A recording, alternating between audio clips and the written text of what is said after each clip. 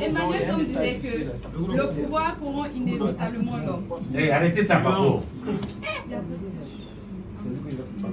Slowly. Emmanuel Kant disait que le pouvoir corrompt inévitablement l'homme. C'est-à-dire que l'homme, aussi bon qu'il soit, lorsqu'il a une once de pouvoir, perd tout son humanisme. Il cesse d'être bon parce qu'il a un pouvoir de décision et de gouvernance sur autrui. Pourtant, vous avez remis toute cette pensée aujourd'hui en cause et les preuves sont là. Bonjour, monsieur le maire pour la région du Koro. Bonjour, l'embellisseur de la cité de Feu, Gompoulibaly. Bonjour, monsieur le conseiller technique de son excellence le président Alassane Ouattara pour la nation. Le papa de toute une jeunesse, le sauveur de tout un peuple. Nous, c'est la structure René Révan depuis Boaké, dont je suis la témoncière. Si nous avons parcouru autant de kilomètres, c'est parce que vous êtes un grand homme.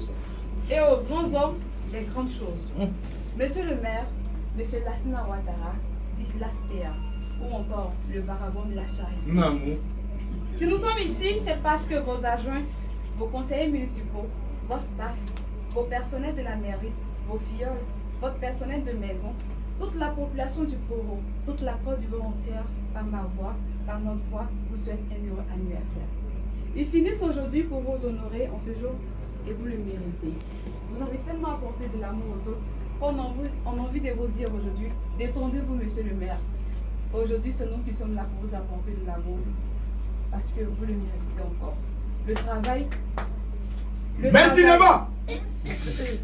Le travail, la résilience, la disponibilité, l'écoute, l'entraide, le partage, l'humilité, des âmes sauvées, des malades guéris, des familles transformées, le cycle de souffrance de toute une région brisée, une mairie rénovée en moins d'une année, quel exploit!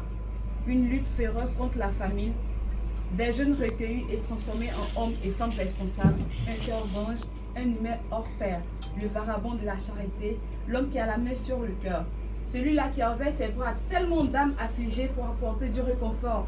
On ne finira jamais d'énumérer les nombreuses prouesses que vous avez accomplies pour un peuple, pour ce peuple-là qui a eu sa confiance en vous. Vous avez tellement accompli à ce peuple. Et tout cela en moins d'une année de mandat. Quel espoir! On comprend donc l'adage qui dit que il n'y a pas de mauvaise terre, il n'y a pas de mauvaise herbe, mais il y a de mauvais cultivateurs. Le mauvais cultivateur, même avec la terre la plus fertile, ne peut rien produire.